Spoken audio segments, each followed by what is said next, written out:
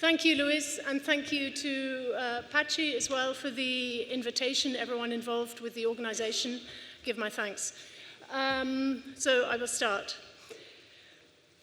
The ever-increasing urgency of climate change over the past 25 years has fueled architecture to assume a responsive and responsible role with regard to halting the depletion of natural resources and minimizing energy consumption and carbon emissions.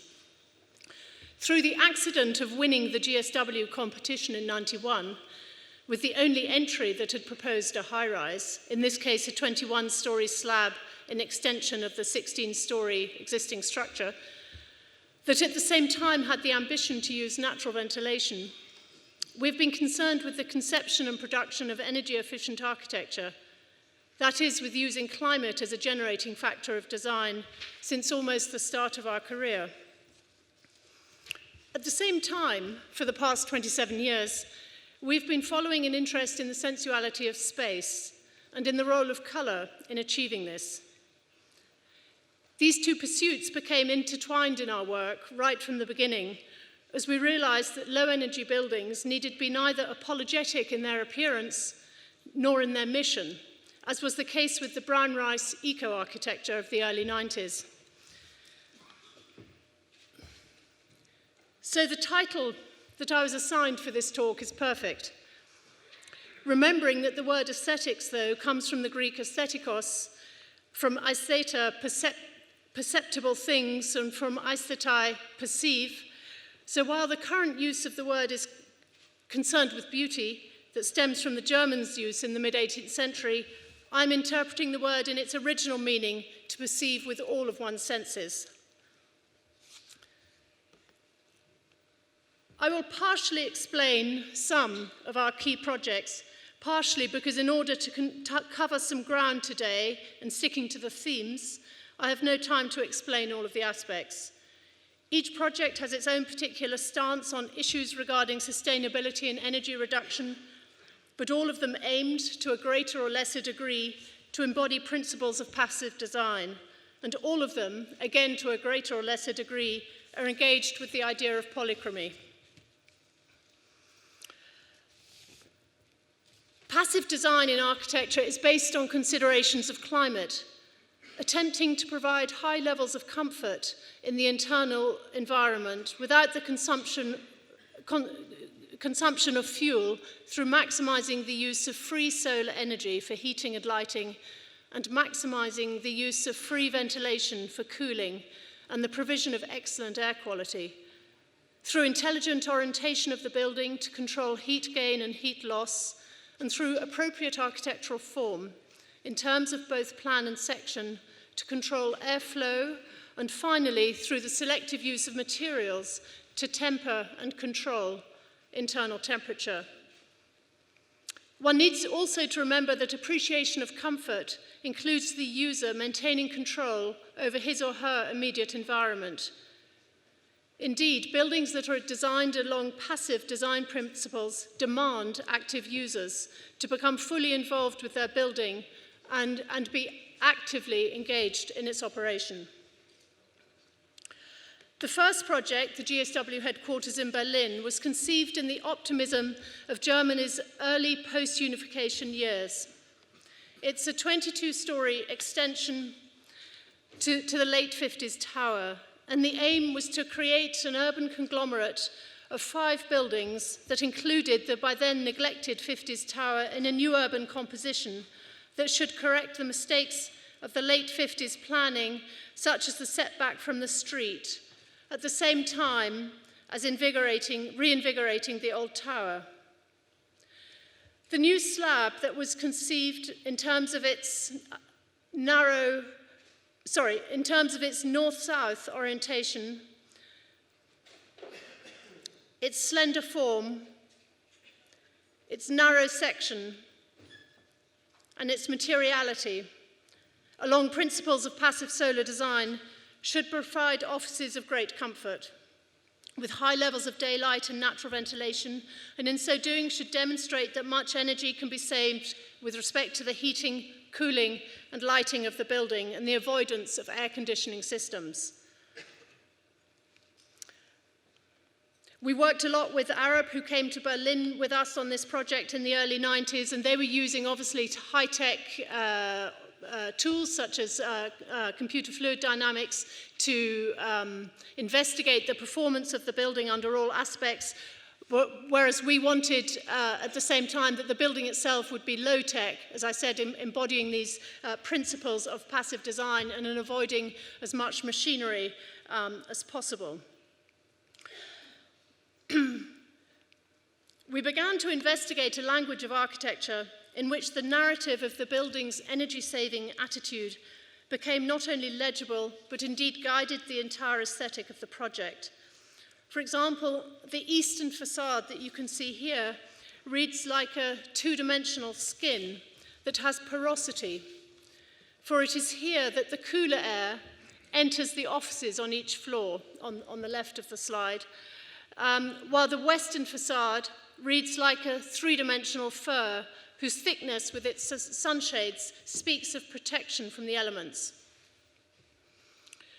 We were pleased with the fact that the user's individual control of his or her sunshading elements led directly to its own image in the western facade that became a dynamic urban painting on the scale of the city. One further aspect of energy conservation with buildings and architecture is on another scale, is on the scale of the city, and we regard it equally as important, or in fact almost more important than what one does with the building is what one does with the city. And in this case, it was obviously not only rescuing and reusing the building from the 50s, but indeed we wanted to reference the memory of the architecture that had gone before on this place. And whereas politically in Berlin at that time was Dr. Hans Stimmen, the reigning architect, who wanted to ignore the 1950s, 60s, and 70s and wanted to return Berlin to a period of invented stasis from the 1920s, we wanted to remember the ideas of the Cold War that were very obviously physical in Berlin, and this is a painting by Matthias Sauerbruck, my partner, that shows the area of the wall, which was more than a line, it was a thickness. And what had happened is that the original tower here was built in the, as I said, conceived in the late 50s, finished in 61. Shortly afterwards, the wall went up.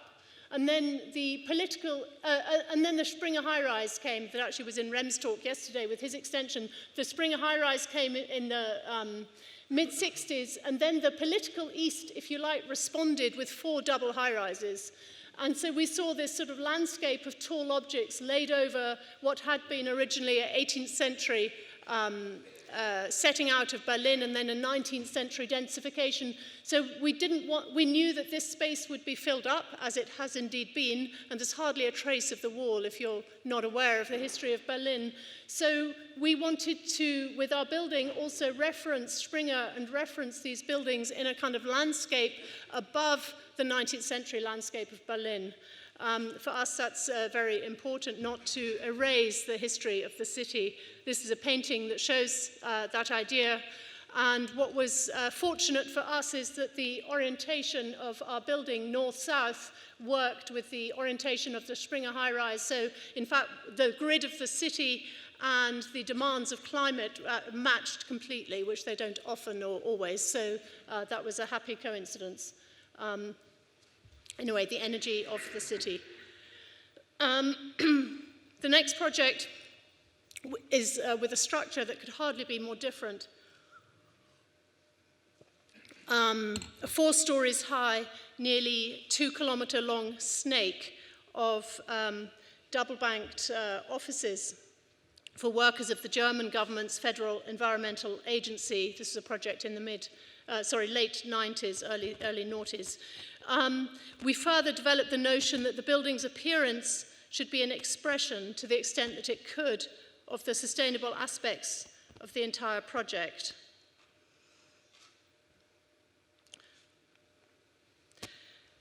So it was a demonstration project for the government, which included social aspects such as bringing employment to the so-called new federal counties, such as Saxony-Anhalt, in which Dessau is placed. And here you see the site.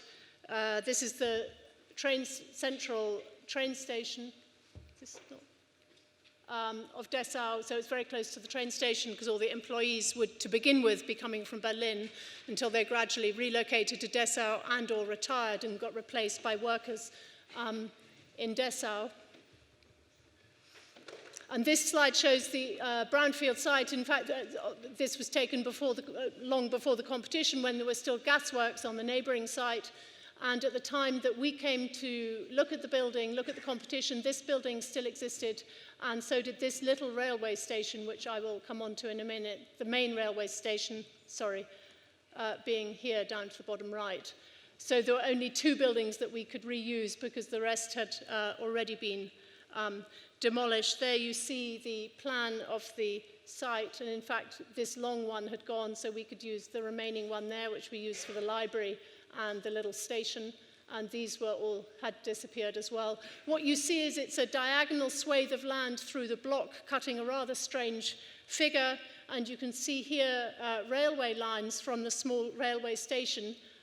Here was the site as when we saw it, obviously abandoned infrastructure. What is interesting is that the rail lines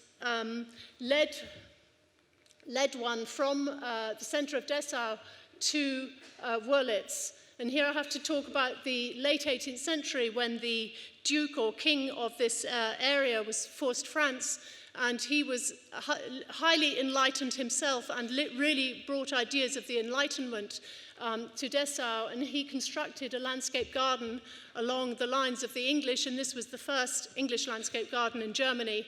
And he also instituted agricultural reforms throughout his whole kingdom and a revision of schools, and he had a motto which was das Nützliche dem Schönen, which means make beautiful what is necessary, which could actually be the title of the talk. So it's very fitting to include him in the lecture. Here's a drawing of his park, as I said, along English landscape principles, very much not to do with the French axial imperial system, but more having a view but then taking a path off to the side. So it's a more subtle arrangement, a sort of composition in space and time. He used the principles of Repton, who in his red books would show his clients. So Repton was operating at the same time at the end of the 18th century, the view as existing in the English landscape garden for his client, and then how he would make it even more of itself, really using the genius loci of the place. So what we wanted to do in Dessau, coming back to this view, is actually reimagine it as the Arcadia to which one was traveling on the train when those rails had first been put down. So the site was running across the site here, across this land, and there's an area in front of the train station that is open, and a park had developed by default along the train lines when they were run down, and we realized the best thing to do was to actually link the two with a new public park and allow the residents of Dessau to cross from one side of town to the other and to be involved with the workings of this otherwise normally rather secretive hidden agency of the environment. This was not in the competition brief, and they had to change the law in order for it to be possible, but for us it was the absolute guiding principle of the scheme. And then we had less area to place the building. We placed the building as we thought best. I'll explain the morphology in a minute, but it really becomes a uniting of the landscape and the building. And in terms of the morphology, so you have an amazing amount of offices for German bureaucrats. They need 12.27 square meters each, and the series of fire escapes. And we knew that we wanted to have a very public, well, obviously the easy thing to do is to bend it in half and create an atrium, and then you get buffered space, and you can also use the atrium for circulation. And then we wanted a more public entrance with access to the library and auditorium and functional events, not for the private working area would be here. And then we needed to bend the whole thing to fit on the site, so we ended up with this rather strange form, which had the advantage that you never see the whole building at once because it sort of cranks away from you. So again, it's a sort of, we use some of the principles of landscape architecture to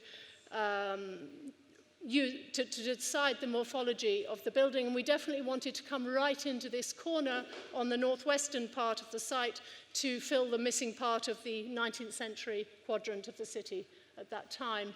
So really what one has with the figure of the building is a unity of organic and inorganic architecture, you could say, the simultaneity of both.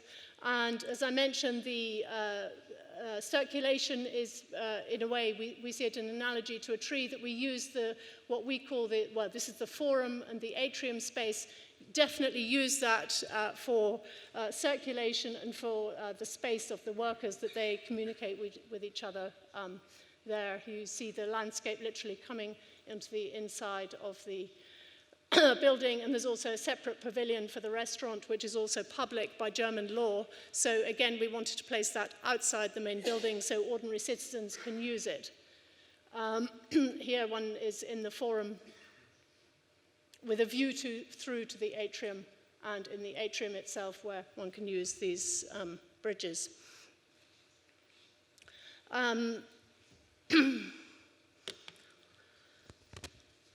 The entire facade is made of timber, as you can see on this photo taken when the building was brand new, shining. And of course, we prefer the building when it's aged. Particularly it aged faster on the west facade, which is nice because that's where most of the rainy weather is coming. What one sees on the facade is, in fact, it's not only timber, it not only looks like timber, it actually is timber. It's a timber construction with a cellulose insulation, so it really is coming from trees.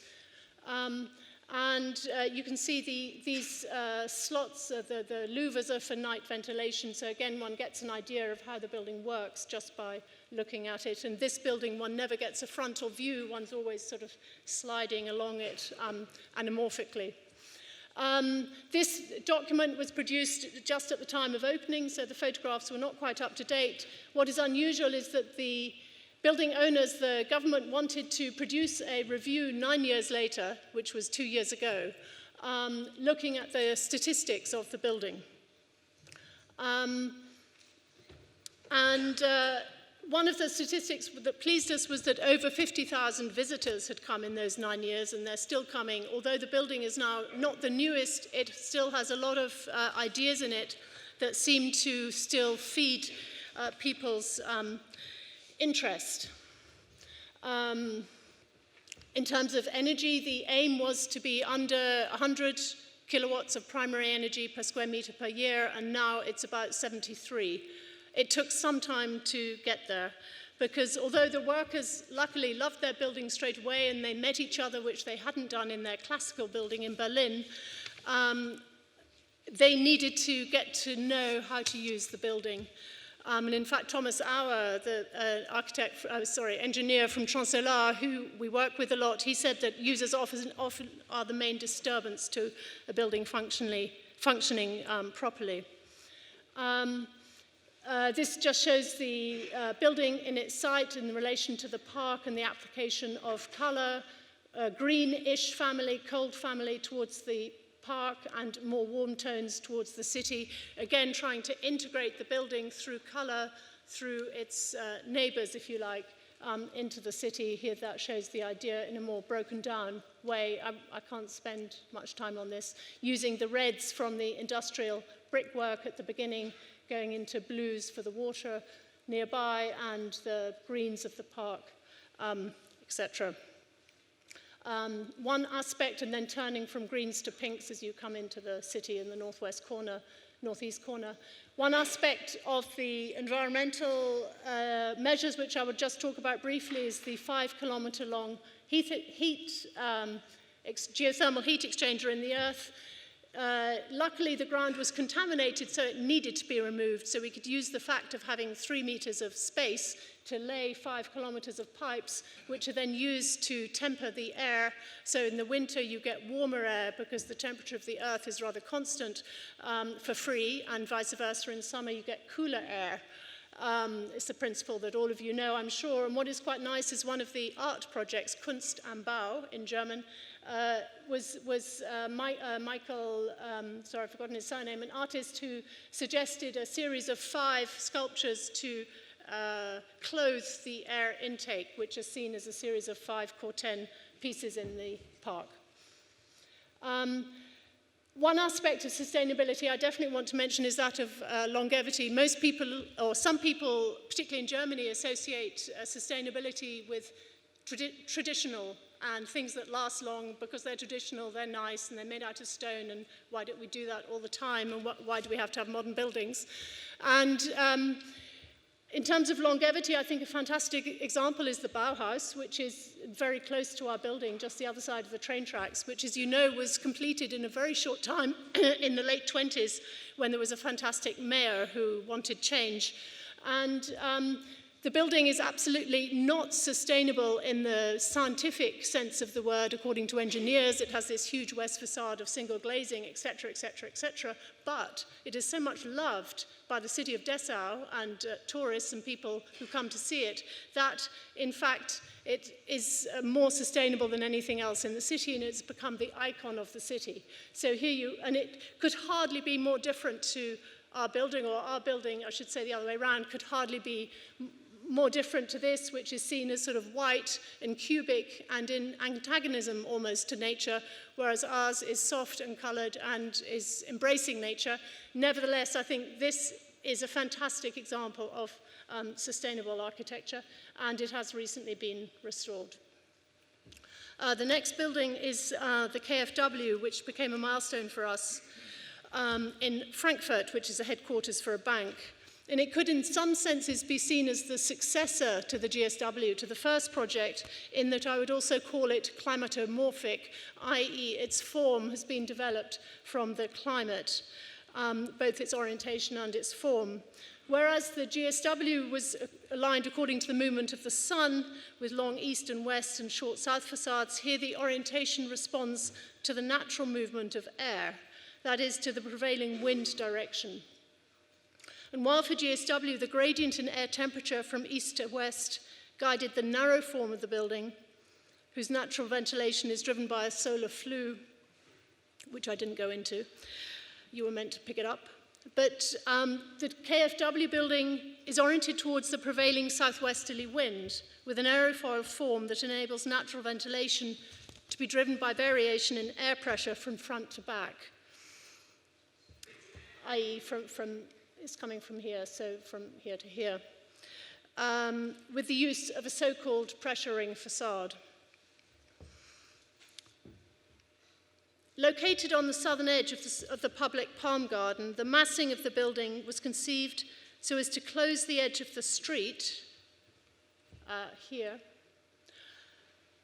but not to occlude views from these buildings, which is actually where the managing board sit of KfW. So KfW is a bank that was built post-war as part of the Marshall Plan to rebuild the German economy, and once they did that, they moved on to the world, and so they now work on problems all over the world, and they also actually have a passive house project in Germany, but they own masses of buildings in Frankfurt. This is just one of their campuses, but they didn't want to have the views blocked from where the bosses sit here onto the street. So that's why we formed the building, one of the reasons why we formed it. The other reason is, of course, the wind. And at the low level, there you can see the view idea. At the low level, we wanted to close the space of the street and make the entrance from the street. On the ground floor, we have a more organic form, in a way echoing the flowing space of the park, which comes into the courtyard space.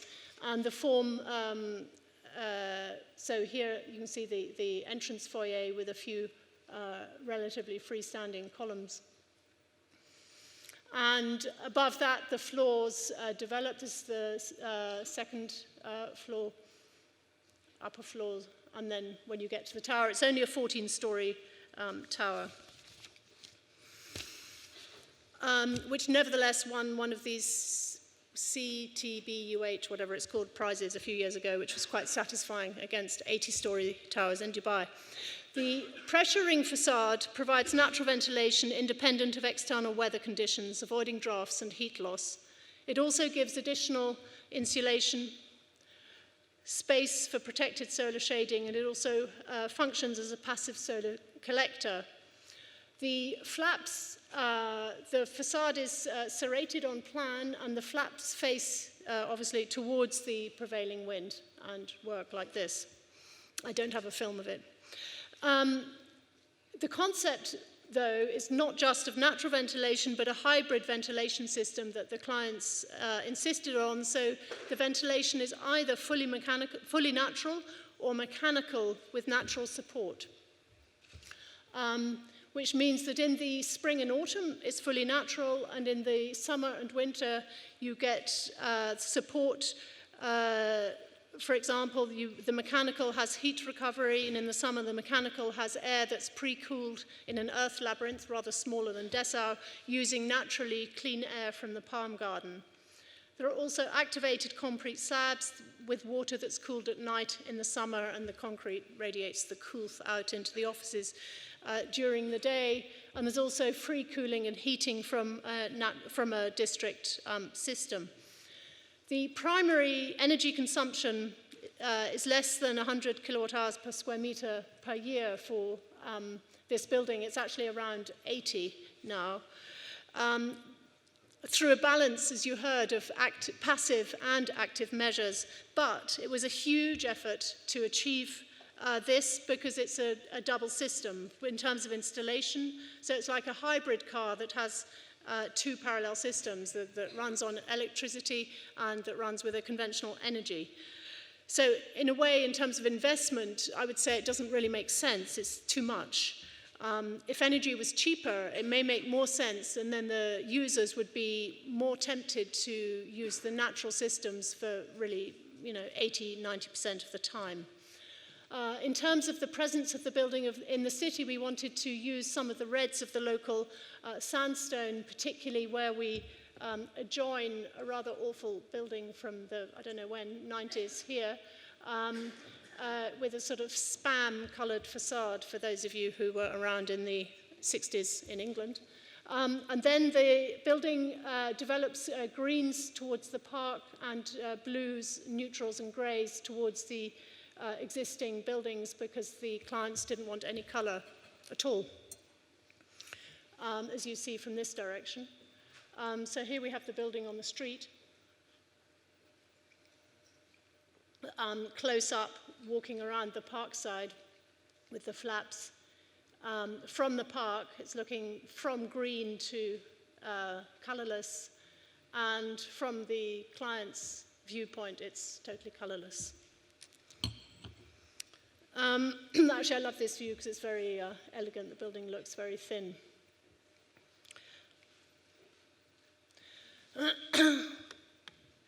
Now I'm just going to show a pair of projects that followed where we had a kind of reaction against all this stuff that we did in Frankfurt for this double system that was, in a way, quite over the top. Each of the projects that followed have a much more direct proposition with regard to their attitude towards strategies of energy conservation. And the first is in Hamburg, called BSU, the Ministry for Urban Development and Environment. So in terms of function, it's a bit like the Dessau project, but it's not for the whole country of Germany, it's for the city of Hamburg, which is powerful enough. It's a very large public building for around 1,400 workers of the city's administration, and it was conceived as an urban catalyst in the regeneration of the very rundown district of Williamsburg. And in fact, the district is even bigger than this, and there have been many buildings that have followed. In this case, with regard to the saving of energy in the running of the building, we pursued a radically different approach to that of KfW, with its complication and investment and running costs of a double system, using incredibly simple opening windows and external sun shading. The building's form, arranged as a sequence of 7 atria around a tower as an urban marker, enables a flow of natural ventilation from the offices and out through the various atria. Further passive moves include a compact building volume, an appropriate level of facade transparency, and enhanced thermal insulation.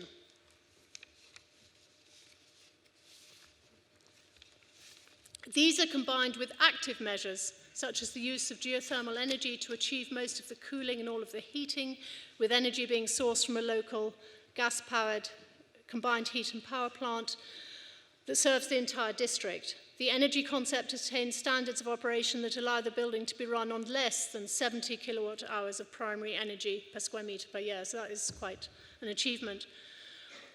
And this quantitative implementation of sustainable strategies is complemented by the design of the building's surfaces and spaces that are all conceived to optimize operative and atmospheric user comfort, creating a high-quality architectural environment. On the ground floor, which you can see here, so this is the main entrance for the public and also the entrance into the tower. You go down some steps and there's a huge room which holds the model that's used all the time by the city planners, the large model for the city of Hamburg. The polychromatic treatment of the facade was developed to bring identity to the tower, as well as to establish colour groups on the various orientations. This is seen by the trains, so how most people see the building. In fact, we get slides sent to us by people we don't know, taken from their mobiles, which is quite nice. And the facade is made of ceramic. This is going down the street. You see the various office areas.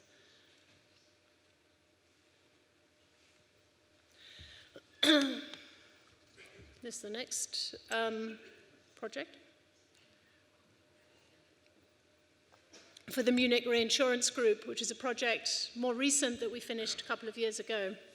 It also has a fundamentally different starting point than all the others, as it took the chance to thoroughly recycle and retrofit totally out of date, so it's the top left building, 1980s building that had been conceived for the space-guzzling computers of Siemens Nixdorf, whose this was how it was when we got to it, whose 15-meter deep tracts of office areas that you can see here,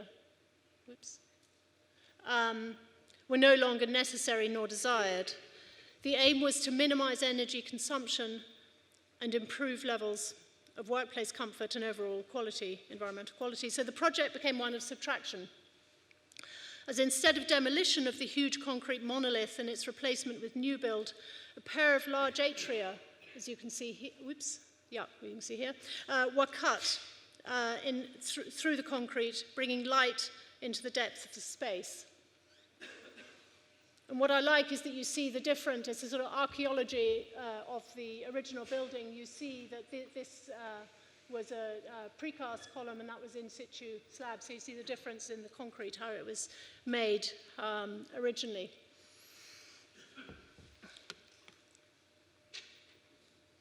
So this allowed new spaces for internal communication and obviously allowed natural ventilation to be used for the office areas, which are obviously on the perimeter of the space, and an additional floor was added on top. Circulation and orientation were considerably improved when we relocated the main entrance, which freed up ground floor areas for the creation of a generous reception and a wide gallery around the internal courtyard. The complete renewal of the facade gave us an opportunity to give a previously faceless building on City Ring Road an elegant and unexpectedly spirited urban presence. The solid spandrel panels were removed to allow full-height glazing, and the building's overall form was modified as a kind of shrink wrap to conceal the unfortunate projections of the original staircases, as you can see here, and to allow the creation of a new dynamic entity. The astounding triple statistic of savings regarding the provision of this building are firstly the construction time, 1 year, secondly the construction cost, around 6 million of around 42, so a high percentage euros. Thirdly, perhaps the most surprising and significant is that the saving in grey energy consumption in not having demolished and carted away the existing structure and in not having created a new building to replace it is equivalent to that of 34 years of heating the building. The problem is energy is still too cheap. So the result is a building with an exemplary energy balance. And we used the treatment of the facades, well, we used the principle, as we call it, of dynamic polychromy to revitalize banal urban space and encourage people to perceive the city as a sensual landscape.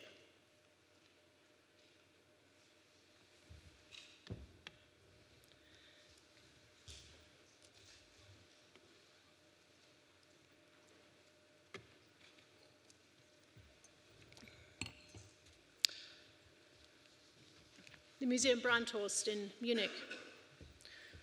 And while the sustainable aspects of this museum may not be as obviously apparent as in many of the previous buildings, in fact, there is an interesting aspect regarding energy conservation and the maintenance of excellent climatic conditions for the art, as well as an environmental narrative behind the layered facade that triggered our polychromatic use of ceramic battens.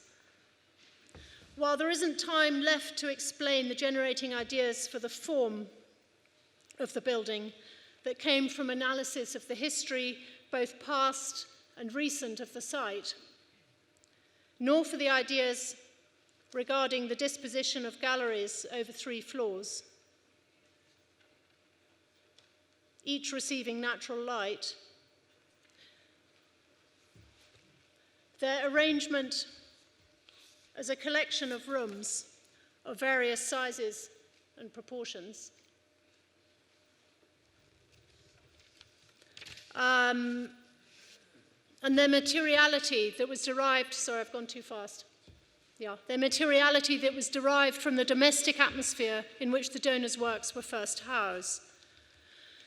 There is an interesting story re the use of heat that is stored in the ground as exhaust from the neighboring museum, so that the imbalance in the ground temperature can be corrected to its rightful temperature of 18 degrees. So the neighboring museum that was finished about 15 years ago chucks its heat out, and the ground is 26 degrees low down at about 3 meters, which is obviously very unhealthy for the ecology. And so we use the heat differential, we extract the heat and convert it to energy to temper nearly all of the walls of the gallery, with small water pipes laid below the surfaces. That's just a diagrammatic form. This gives a much more stable result than using air as a medium for heating and reduces the number of air changes considerably, which is obviously beneficial for the artworks. And in fact, if all systems were to break down, the reaction time of this passive building is so slow that the artworks would be absolutely fine for 1 week, which is very unusual in a museum building. Regarding the facade, we decided to structure the optical appearance of the building into 3 apparent volumes, although obviously physically it's 1 volume, in order to break down the scale of the building on the street, because being a museum for mostly paintings of museums mostly of 20th century art and mostly paintings, one needs spaces that don't have too many windows, obviously.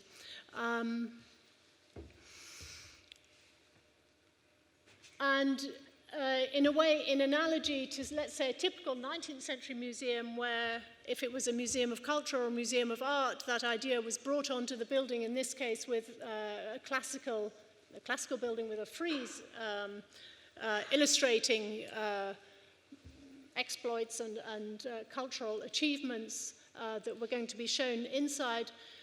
Because the collection was mostly painting from the 20th century, it gives us a good excuse to again explore the realm of color. And in the early 20th century, color and form became divorced from each other in painting, and this is one aspect of color that particularly interests us with the work of Joseph Albers or Bridget Riley or many other artists who are working with the perception of space through color.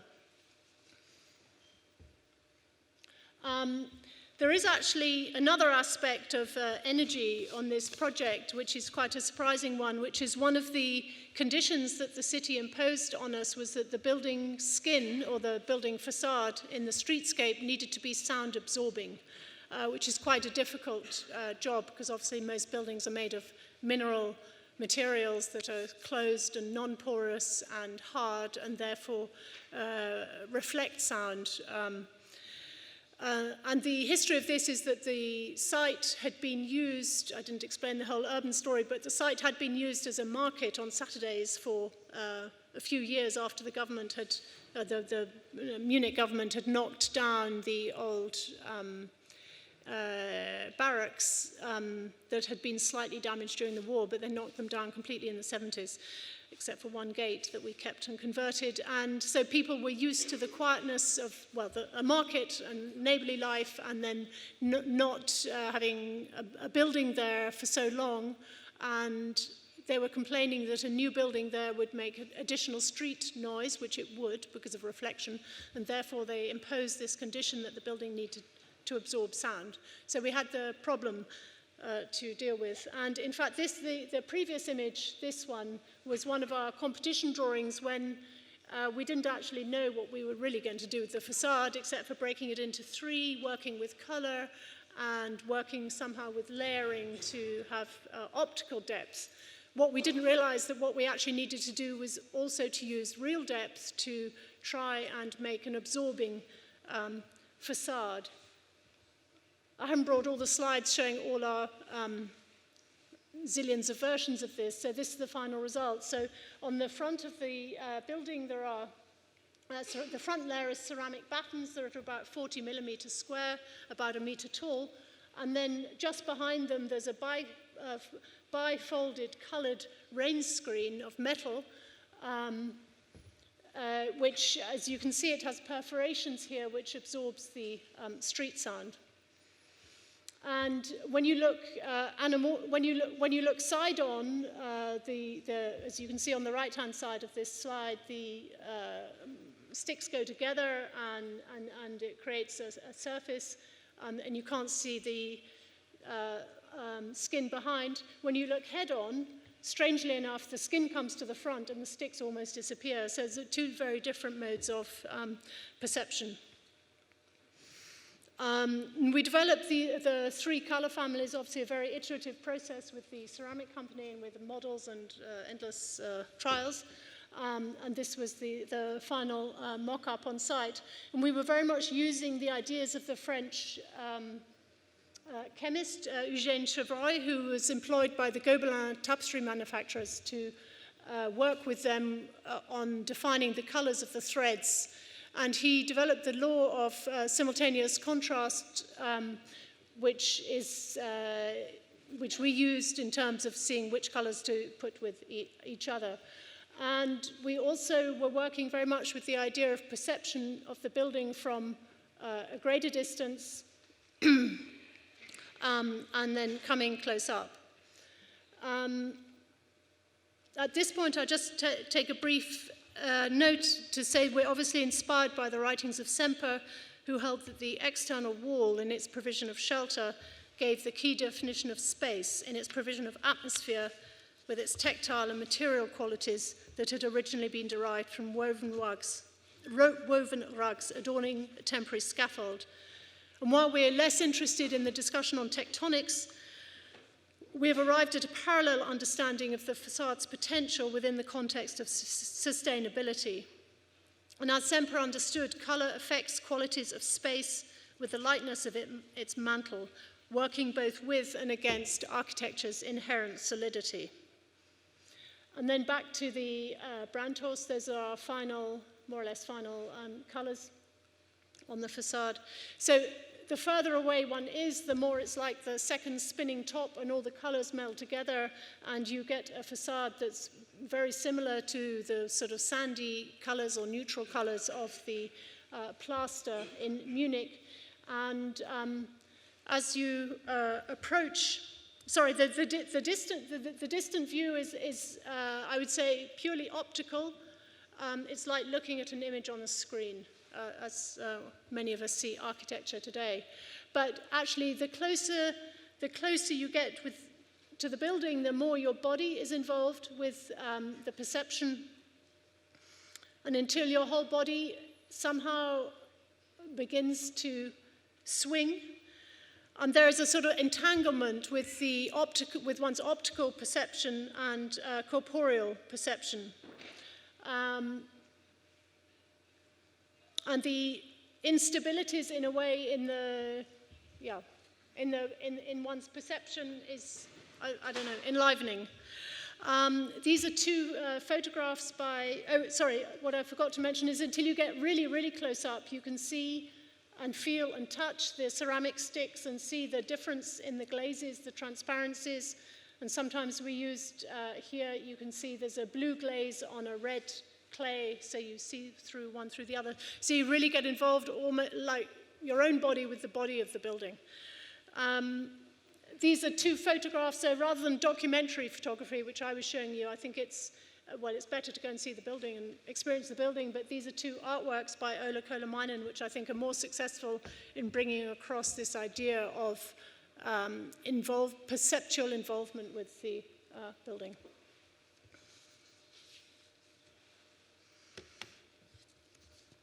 The final project I want to talk about is a church in Cologne that we finished 3 years ago now. And the concern of this project was to create a sacred space with the extremely limited resources of our client, who were a Protestant community in the northwestern suburbs of Cologne. The site had a fantastic mature ring of trees that you can see here. This is the vicar's house, that's the vicarage. This building was going to be demolished. It was an old sort of multi-purpose community hall cum church that was totally unusable in terms of its substance, and it was not useful for people in a wheelchair, etc. And this was also a little building that was going to be demolished, so we could put our church anywhere here, or actually anywhere on the whole site, as indeed some people in the competition put their church here. This ring of trees we found fantastic, and in fact it was the starting point for our design for the disposition of the various elements. So there you can see the ring of trees. So we positioned the bell tower on the street announcing the church, and used the ring of trees to actually guide us in positioning, well, the bell tower, as I mentioned, a little chapel at the back, and the church itself. So while the main body of the church was a reinterpretation of the familiar theme of a Christian basilica with a nave flanked by a pair of lower side aisles, we twisted the eastern part of the body of the volume so that a narrow entrance elevation here could appear between the trees. Here you can see the twist coming from here like this. Providing spaces to suit the manifold needs of a community of Protestants. So in fact, we have not only the nave, the main sacred space, but there are many, and these rooms on the side can join onto it, or this is the band room, can join on. But there are many other sort of community rooms here that even have a kitchen, they have toilets, this is totally different. I was brought up as a Protestant in England, but we didn't have WCs in the church or a kitchen or anything. But in a way, I'm not particularly religious, but I came quite close to this community because they really hang together. And they were a fantastic client, and they really love their church and use it all the time for many different things, but as well as worship. So it was quite an interesting experience for us to do this. So what we needed to achieve was the marriage between an aura of a sacred place with this functional need of the client to do all of these different things and have group room for kids here, and the sacristy, and just all these associated functions that normally we wouldn't think of. The heart of the spatial composition is the tall nave, obviously, as you can see on the section, and the lower side aisles are where we put all the other spaces. The nave has two orientations and two sources of light. Towards the altar, there's a roof light that sheds light onto a colored screen.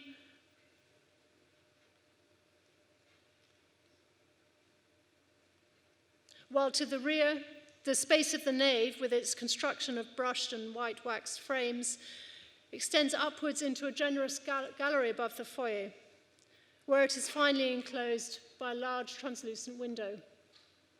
The irregular division of this offers a modern reinterpretation of medieval rose windows above entrance portals. However, instead of stained glass depicting Christian themes, this glass is animated by shadows of leaves cast directly from the outside by sunlight. At the competition stage, we had envisaged a concrete monolith, and we liked the idea of concrete because we liked the fact that the structure would be the surface, that it was sort of one thing, that it was simple. However, we had a limitation in the client's budget, and we needed to reimagine the church, which we did then in timber. And in this case, both the load-bearing structure and the interior and exterior surfaces could also be in timber. So much like the outside, which we then did like a sort of diagonal hatching, on the inside there's the ribbed surfaces with their warm timber grain. And it's slightly white waxed finish. We haven't done a calculation yet to read the amount of energy saved comparing a timber building to a concrete building, but it's probably quite significant. And then finally, a few words on the limited use of color in this building. So the altar wall is assembled from an array of slim colored battens arranged in a lamella structure, and it was intended to present a sort of shimmering harmony of hues. In front of this backdrop is the altar, the pulpit, and the font, and behind it the organ pipes are concealed. All of these things originated in the church's predecessors. I didn't say, but it was two communities coming together, and they sold the two sites, binding the histories of the parishes into a single present. And starting with a combination of darker and stronger shades at the base,